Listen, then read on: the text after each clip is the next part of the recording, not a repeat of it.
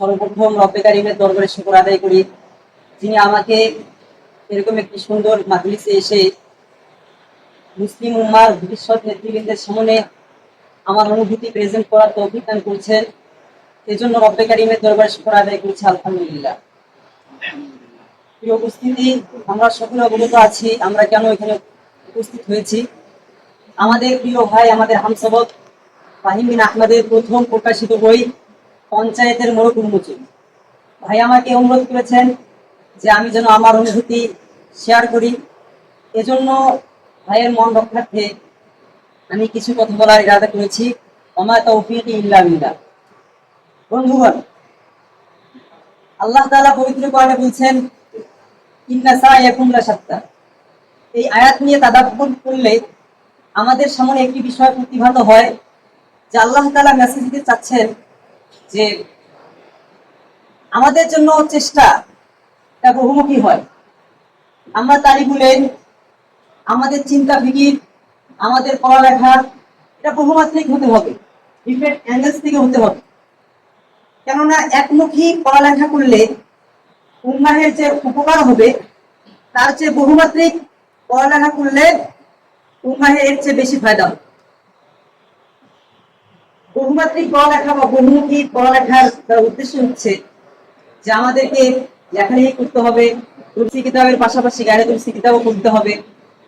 এই ক্ষেত্রে আমাদের ফাহিম ভাই আমাদেরকে সাপোর্ট করে এগিয়ে গিয়েছে। এটা সত্যি ফাহিম ভাইয়ের জন্য গর্বের এবং আমাদের জন্য বিপ্লব বিষয়।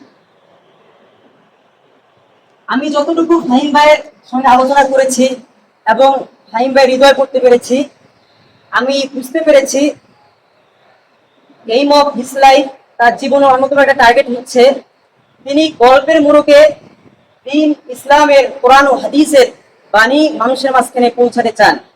এটা অত্যন্ত ফলপ্রসূ একটা আইডিয়া। কারণ আপনারা কোরআন অধ্যয়ন করলে দেখবেন কোরআনের মধ্যে বিধিবিধানের আয়াত আছে, কিন্তু আল্লাহ তাআলা সাংবিধানিক ধারায় এই বিধিবিধানগুলো বলেন নাই, বেশিরভাগগুলো বলেন নাই।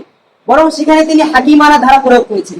একটা সুন্দর ঘটনা চলতেছে, ঘটনা চলতে চলতে চলতে চলতে হঠাৎ করে আল্লাহ তাআলা একটা বিধান প্রয়োগ করেন। এর মাধ্যমে কি হয়, মানুষের হৃদয়টা জব্দ হয়ে যায়। তো ফাহিম ভাই আমাদের সেই ধারাটাকে তার লেখার মধ্যে নিয়ে আসতে যাচ্ছে। What a grateful idea. আল্লাহ তাআলা তার লেখার মধ্যে আরো বারাকা দান করুন। ওই সম্পর্কে সামান্য অনুভূতি বলতে গেলে বলতে হয়, গত রাত 2:14 হঠাৎ আমার ঘুম ভেঙে যায়। তো সর্বপ্রথম যেই চিন্তা ফিকির আমার মাথায় আসে তা হচ্ছে ফাহিম ভাইয়ের বই। তখন আমার মনে হয় there will be new information for me. সেখানে আমি নতুন কিছু তথ্য পাবো, আমার ইলমি ময়দানের মধ্যে আরো উন্নতি হবে। তো সত্যি ফাহিম ভাই, লা আজিদু কালিমাতান ওয়া আব্বিরু বিহা আম্মা ফি দমিরি, আমি কোনো ভাষা খুঁজে পাচ্ছি। তো আমি আল্লাহর কাছে দোয়া করি আল্লাহ তাআলা যেন ফাহিম ভাইয়ের লেখনীতে আরো বারাকা দান করে এবং এই পঞ্চায়েতের মাধ্যমে তিনি যেন আমাদের মাঝখানে চিরজীবন্ত এবং চিরভাস্বর হয়ে থাকে। আল্লাহ তাআলা তার ইচ্ছাভিলাষগুলো পূরণ করুন। ওয়া আখিরু দাওয়ানা আলহামদুলিল্লাহি রাব্বিল আলামিন।